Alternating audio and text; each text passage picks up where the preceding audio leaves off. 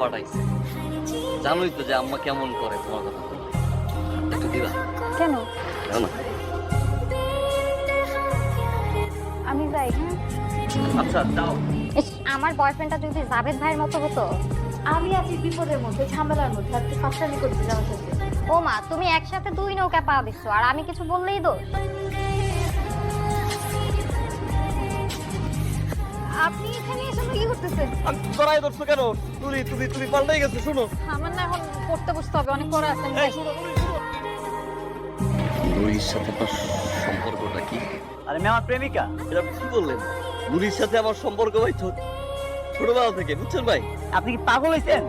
অনেক স্মৃতি ভাই, বলছেন বাঁচবো না ভাই। আমি কবে বলছি আপনাকে আমি ভালোবাসি? আপনি শহরে আসেন, আমার গ্রামের মানুষ, এই জন্য আসেন, আমি সুন্দর করে দুটো কথা বলি, দেখা করি, তার মানে কি আমি আপনার ভালোবেসে ফেলছি? আপনি এগুলো ভেবে ফেলবেন? আপনি যদি নেক্সট টাইম আমার সামনে আসতে চেষ্টা করতেন না, তো আপনার খবর আছে।